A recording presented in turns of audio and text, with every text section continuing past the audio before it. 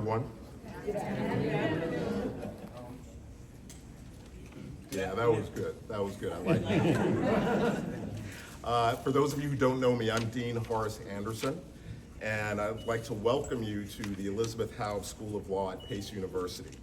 Now, I don't have a microphone today, so I'm going to project. I'm going to use a bit of my outside voice, which is unusual for a library, but I've got special permission to speak loudly in the library. I'm the dean.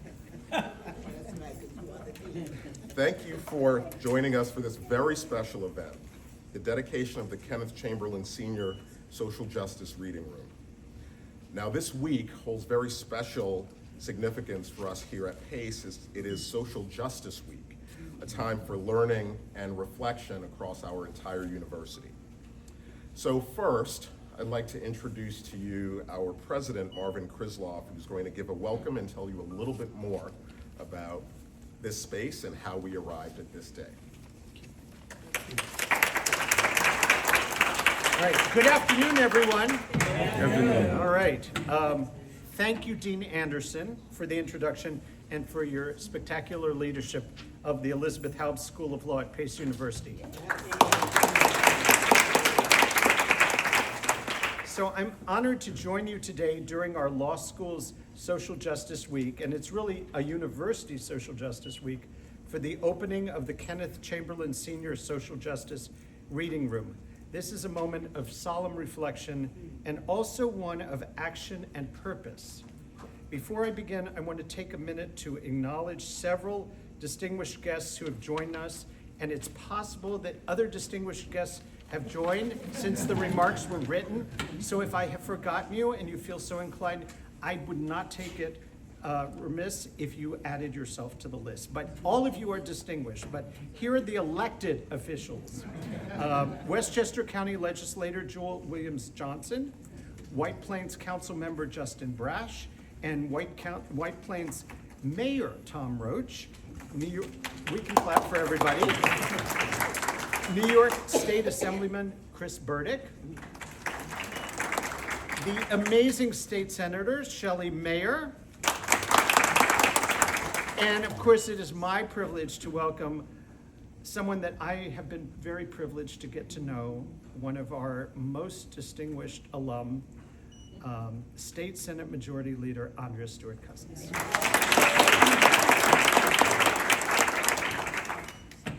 Andrea and I just had lunch recently, and I want to say it gives me great faith that New York State is going to continue to do well with your leadership in so many ways. Without your support, both through your grant funding and the precious time advocating on our behalf, the room we are in today would simply not be possible. You are a cherished friend of Pace University and a cherished friend of mine. Thank you. Thank you. So today's dedication is about telling a story, and it's an important story. The story of Kenneth Chamberlain Sr. is not just a sad and tragic one, it is a call for us to remember and to be inspired. It reminds us why we must continue to build spaces like this reading room that educate, illuminate, and advocate. This new space honors Mr. Chamberlain's life and legacy, and I want to acknowledge his family who's here as well. Thank you.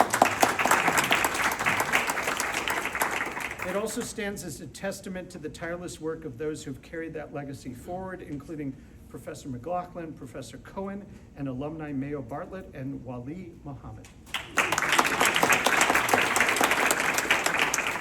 You have all worked to ensure that this story isn't just forgotten, but is rather used to shape justice going forward.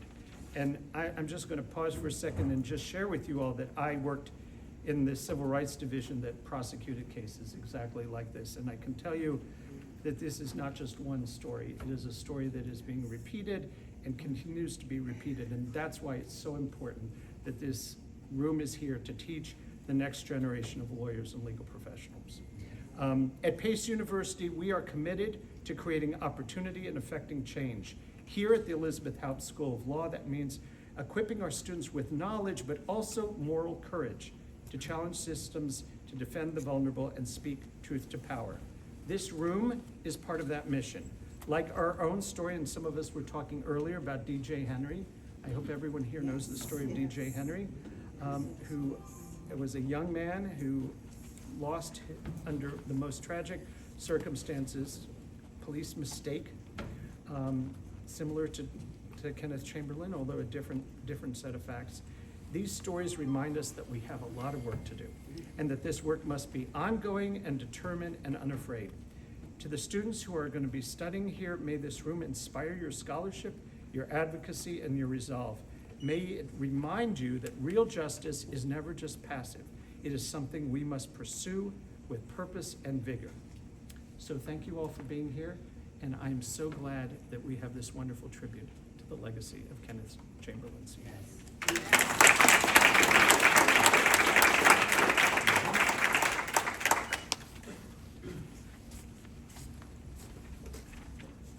Thank you, Marvin.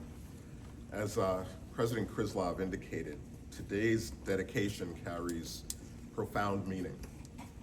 As we open the new Kenneth Chamberlain Sr. Social Justice Reading Room, we are approaching the 14th anniversary of his tragic death here in White Plains.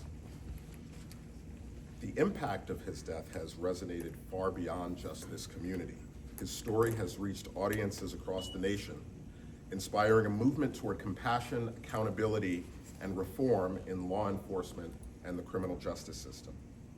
I hope that you've already had a moment to browse the space, to see the curated collection, the plaque, and the photo exhibition that tell the story and honor the life and legacy of Mr. Chamberlain, a U.S. Marine veteran.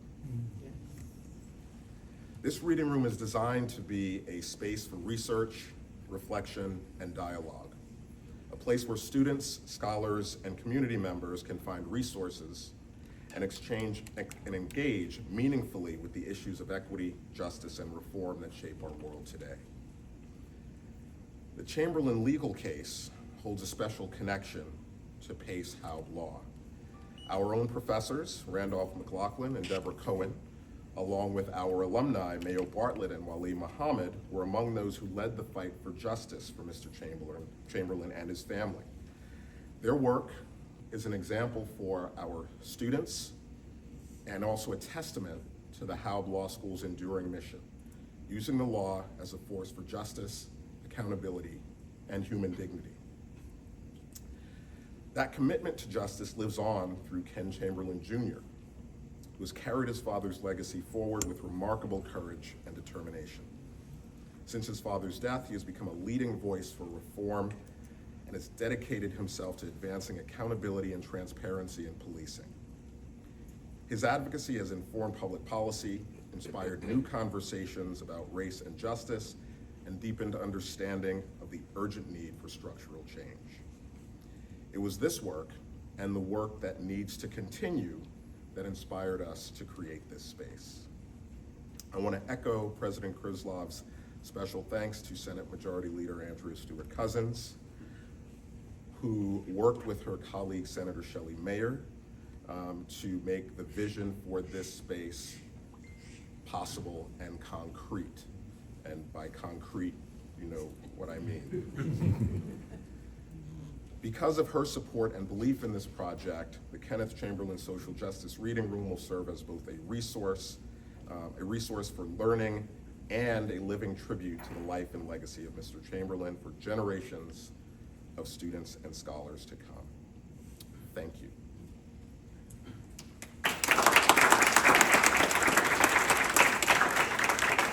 And now I'd like to invite the Majority Leader to come up and say a few words. Oh, boy. So it's just amazing to be here. I think everybody who is here feels the same emotion. You know, it's happy, but it's not. It is something that we know will never replace Kenneth Chamberlain Sr., but we also know that we are able, each and every one of us, every day, to do something to move forward justice and education and practical solutions, compassion, all of the above. And that's why I'm just so happy to be here and so grateful to my university, those Pace who spent so much time. I said, I'm probably the longest student ever. I was in and out between kids and this and jobs and, you know, so, but they every time I showed up again, they're like, okay, come back. and Marvin and I have developed a very, very wonderful relationship, which is really gratifying because it's one thing to be alum, I'm a double alum, and then I was given an honorary doctorate, for which I am extremely grateful as well. But what's more important is what Pace believes in.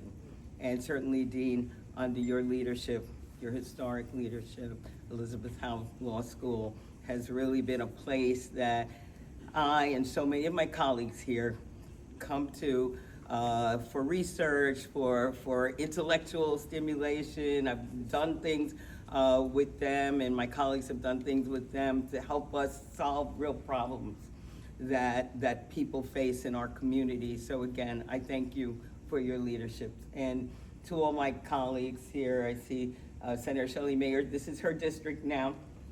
I told her, you know, this was a project that's been long in the works, and I didn't want to be here without Senator Mayer being here because we've been partners in so much, and I know that you, as an attorney, care about what happens here and as a partner just as strongly as I am, and so thank you as always for your friendship and support. And I see also from the Assembly, Chris Burdick, who represents the area, and again, the legislature gets it.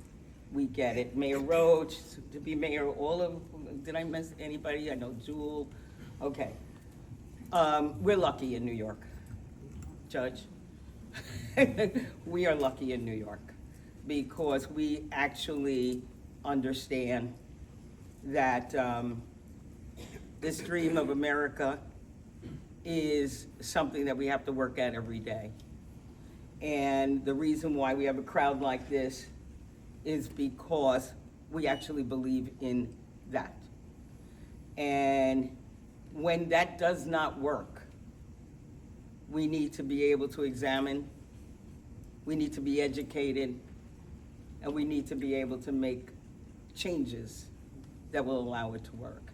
And that's why I'm really happy to see you, Professor McLaughlin and Scott. I mean, I have, and Cohen, I have worked with them for years. They were advisors when we created the human rights laws here in this county. So you, Mayo, Walid, I know, been in this for a very, very long time. I know this is also a bittersweet moment as well. But I'm happy that we continue to fight for justice. I'm happy that in the Senate, in the Assembly, and certainly signed by the governor, we were able to do significant policing reforms that reflects what was happening, what continues, unfortunately, to happen in our society. And being able to put resources to respect what you've done, Kenneth, and to make sure that your father is not forgotten by anybody is something that I am so humbled and proud to do. And just about him, I've known Kenneth, as many of us have, for a long time. You can't imagine, none of us can, hopefully, never will have to imagine the pain of seeing what happened to your dad. And the constraints in terms of what he could react to, how he could react, what could be said in order to continue to keep the ball moving forward so that he would not be a distraction from the larger issue, which was what happened to his father. And to have, you know, really maintained the level of discipline in all that rage and all that hurt, It was not only a model for all of us, but it allowed all of us to embrace you in this struggle. And the community still stands with you and all of the victims who, but for education and knowing better, do not do better. So again, I thank you for this dedication. Thank you for allowing us to do this in your dad's name. And I know it will help a lot of people here and going forward. So thank you so much.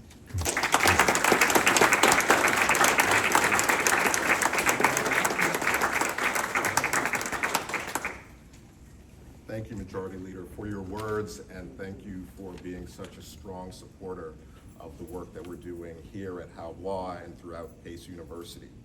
And now I'm going to ask our very own state senator here at Haub Law and member of our Board of Visitors, Senator Shelley Mayer, to come up and say a few words. Thank you, Dean, and first place, thank you to you for your courage and tenacity and commitment to making sure that not only is your father remembered, but that justice is done. And it will never be done, but having lawyers that understand the fight for social justice is so critical. And I'm so glad that Pace Law School, of which I am on the Board of Visitors and I'm a loyal supporter, is instructing lawyers. This is our job as lawyers, to fight for social justice. There are other paths, but the path that we need to encourage students is to look up and see those words up there. And this law school is committed to that. Credit to you, thank you to the lawyers who made this happen, made some kind of ultimate resolution, but it's really your tenacity and courage that we honor here today.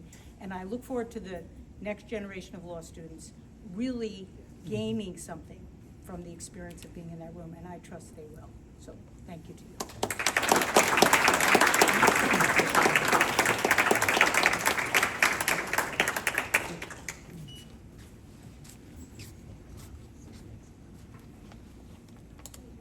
And of course, we sit in an assembly district as well. And so I'd like to ask Assemblymember Chris Burdick to come up, give some remarks.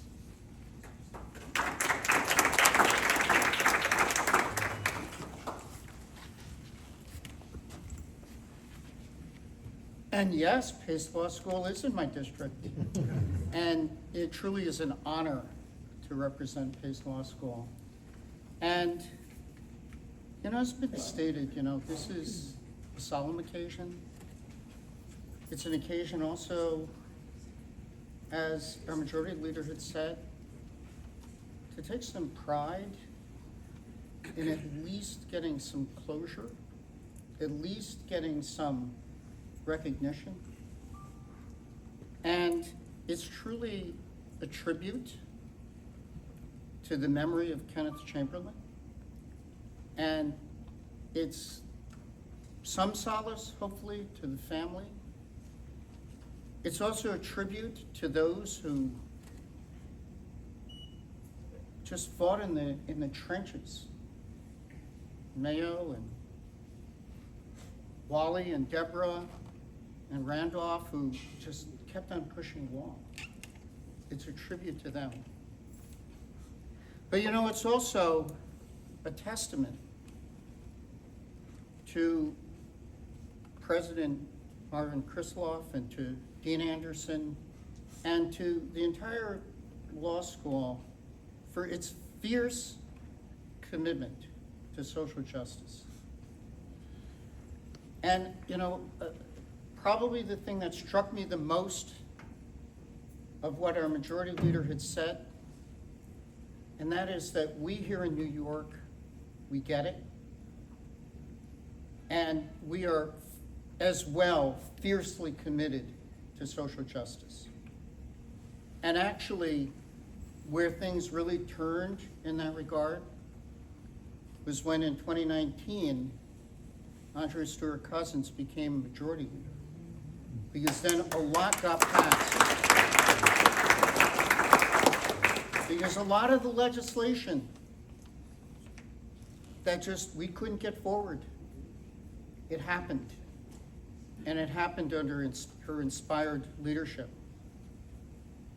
So, you know, it is my honor, as I mentioned, to represent the law school, and it's also in that regard my honor to present this New York State Assembly citation in recognition of this important occasion. And if I might ask President Krisloff and Dean Anderson to come up, I would just like to present it to you and to thank you so very much for everything that you're doing to promote social justice. And I can tell you that we in the legislature, and I know that the governor feels the same way, we're New Yorkers, and we're going to continue in that bold tradition. So thank you so much. Very much appreciate it. Thank you.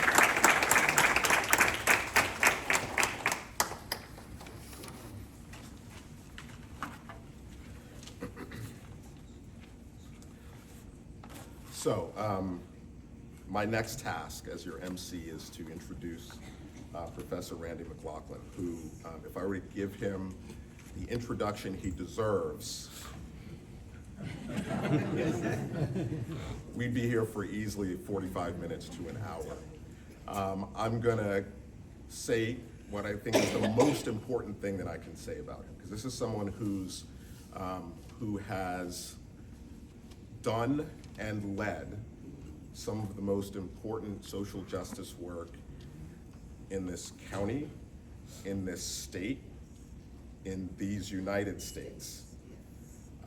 And what's amazing to me as dean is not that he's done all that stuff, but he's done all that stuff, and this is who our students are learning from as first-year students. This is one of the first people they are introduced to at this institution. Now, if they survive the first couple weeks in his class, we know that they are going to be great lawyers, because he puts a little pressure on them in the old way, the old way when I went to law school. But that to me is the most important thing I can say, is that work that he has done and continues to do gets brought into our classrooms, gets transmitted to our students, creates opportunities for our students. And so I am beyond proud, beyond grateful to introduce Newtown High School's finest, Professor Randy McLaughlin.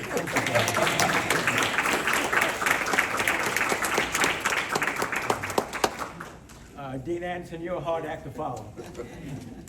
So first I want to give some thanks, first and foremost, to Dean Anderson.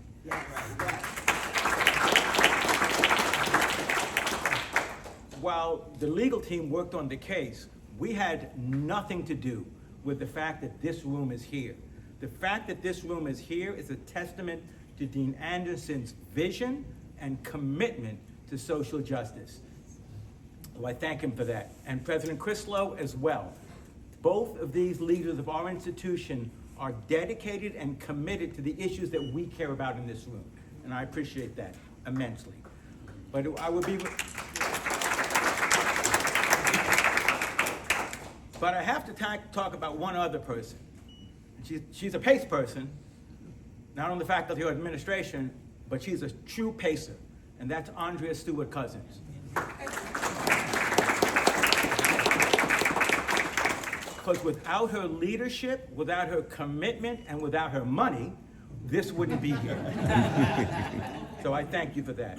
Now, I also want to thank the library staff for the work they've done to make this a reality. I don't know if he's in the room, but Ray, you ought to be in this room. It's Ray Laguerre. I just met him in the course of this work. Deborah and I would bring him books, would bring him exhibits, would bring him photographs, and he put the whole room together pretty much on his own, with assistance, of course, but it was his mission. And I just love him for the work he did on in that regard, wherever he is in the room. Two other things, some we have staff here. Rachel Silva and Angie D'Agostino were also instrumental in making this a reality, and I thank them for their work and purchasing the hardware.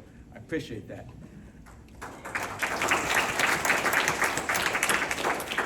Now I'd like to recognize and acknowledge the work of the legal team. We had a group of lawyers over 12 years, and I'm going to call their names. Mayo Bartlett and Wali Muhammad were the first lawyers that Ken approached, and they worked with him. Not just worked with him in terms of fashioning legal remedies, they did that, but they were more than just lawyers. They were counselors to him. Because there were moments during this 12 years when, I don't want to use an improper word, but stuff could have gone sideways. Right. You know what I'm saying? Yes. And they made sure that they kept his feet on the path so he didn't stray, and he was committed, but they supported him on either side. They were also part of the legal team.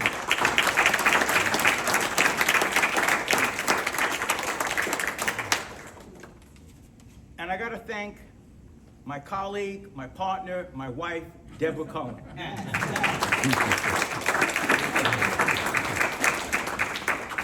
She too was a member of the legal team, the trial team, but more importantly, she was our appellate counsel. This was her first appeal. Never handled an appeal in her entire life. Wrote the brief, argued the case, and won it in the Second Circuit, hands down.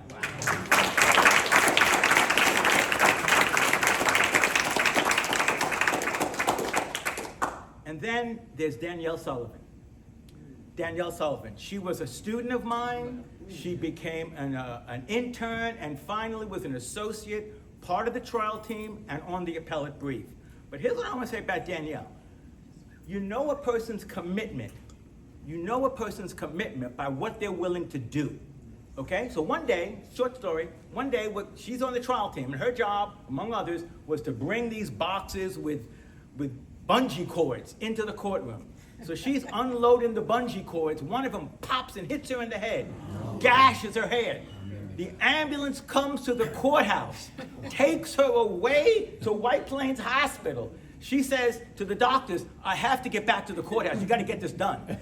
They stitch her up, literally. And she comes back to court and handles it. That's commitment.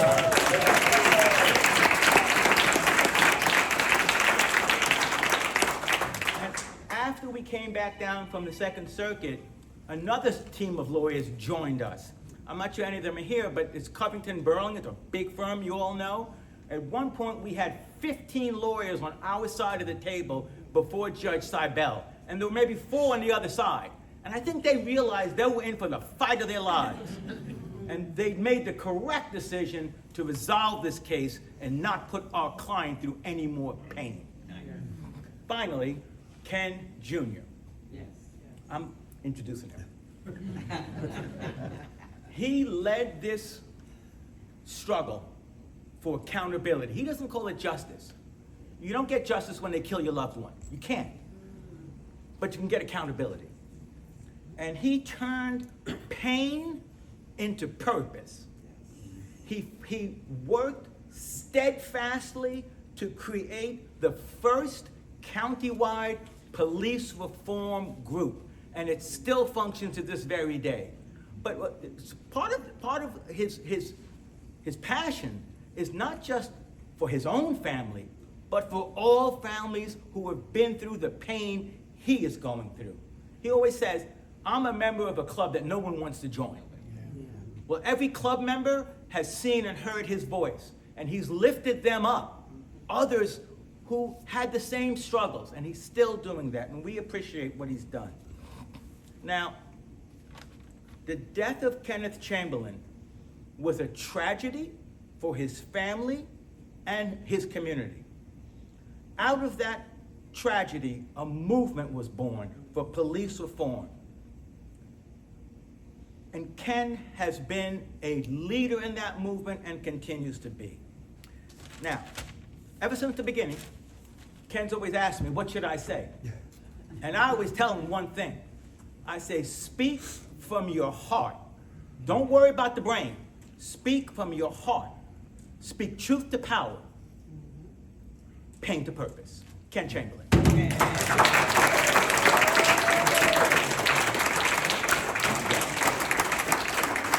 No, okay. I was gonna get on you because you pulled papers out. and I was gonna say, you told me I can't have papers, so what are you doing with them? Good afternoon, everybody.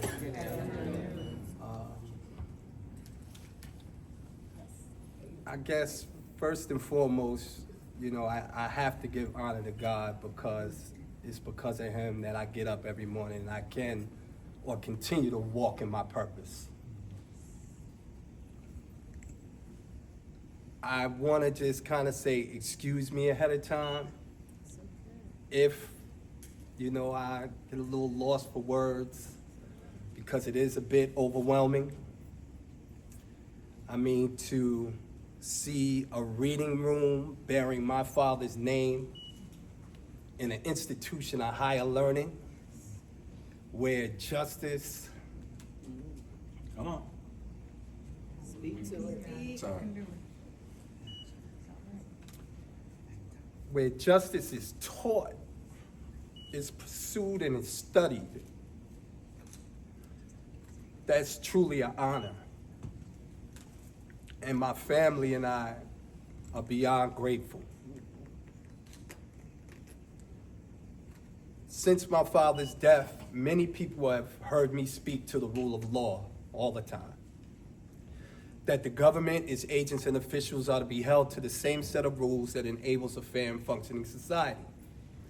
That rule, that promise that no one is above the law, failed my family.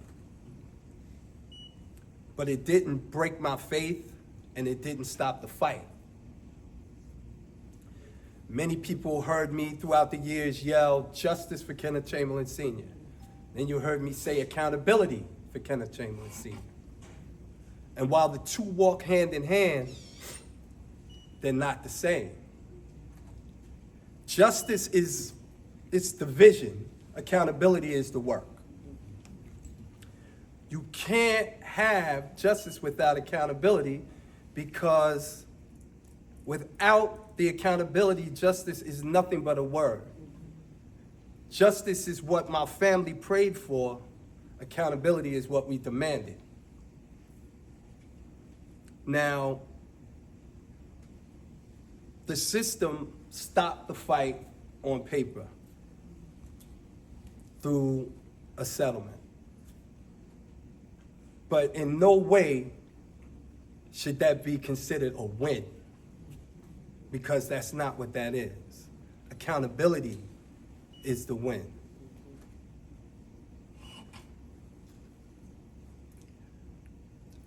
Justice would have been swift and immediate the minute my father lost his life.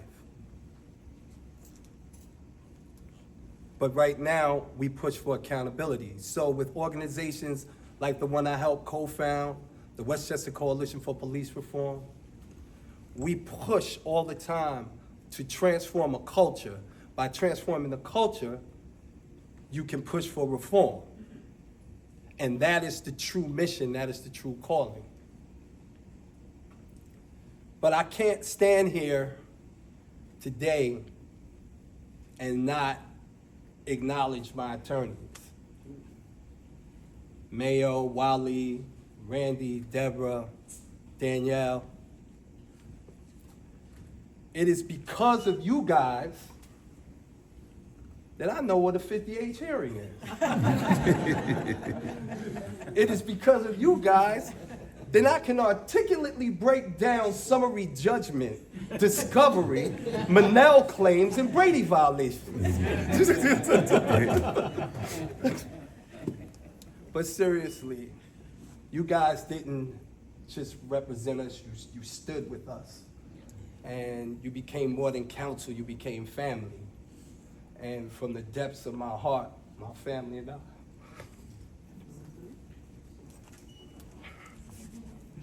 Thank you. To any students in here, and those that are currently practicing law, let the story of Kenneth Chamberlain Sr., let it break your heart, but let it give you courage. Let it remind you that behind every precedent, behind every statute, are human lives that actually matter.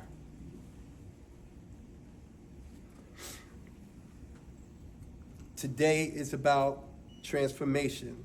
As they said, we're turning pain into purpose. So I want to thank each and every person that had a hand in bringing this vision to life, the Kenneth Chamberlain Sr. Reading Room. And I hope and pray that my father's legacy can bring this nation closer towards accountability, not just for my dad, but for all families that are impacted by police violence. Thank you. Thank you.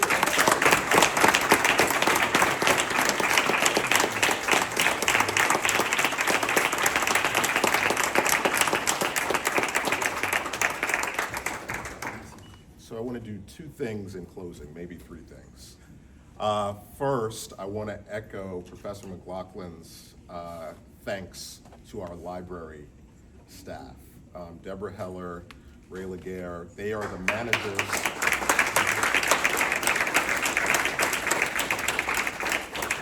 Even at this moment, they're working hard for our students and our faculty.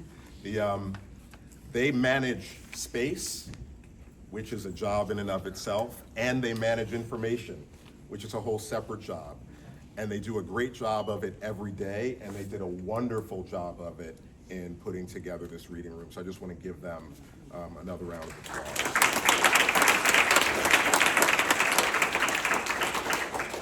Second thing I want to say in closing, I want to thank Ken for your patience. We've talked today as if this project, this mission, traveled along a straight line. And I gotta tell you, it didn't. There were fits and starts. There were times when it sort of slowed to a crawl, slowed to a stop, because what we wanted to do was not, believe it or not, a simple endeavor.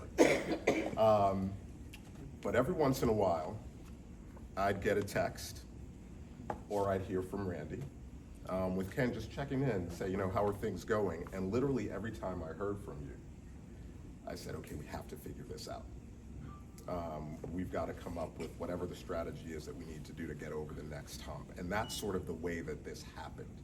And so I love the phrase that you used just now, turning your pain into purpose. Your purpose became my purpose and became our purpose.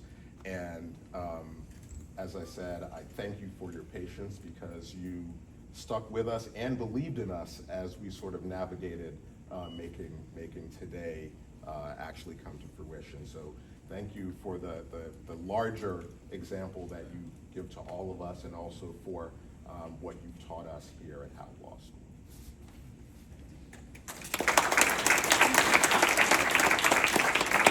Now, the last thing I'm going to say is thank you to everyone for being here today. And we have a group that is supposed to head upstairs. You know who you are, to cut the ribbon. So if that group could make your way back up to the room, and we will take care of that last bit of official business. Thanks, everyone. So we're gonna pick up these scissors over there. And would one of you ladies help me over there? I need someone to hold the other end of my ribbon. Would you mind helping? Somebody. Who's not taking a picture? Who's not taking a picture? Go back a little further. Who's not taking a picture? Perfect. Okay. All right. Oh man, you got them big scissors there, Ken.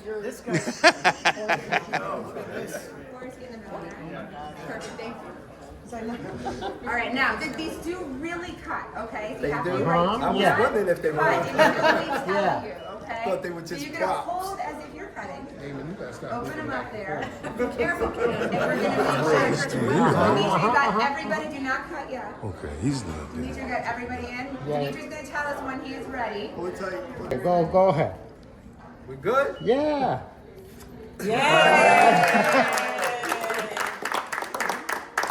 was really sharp. Thank you very much. I thought I was gonna have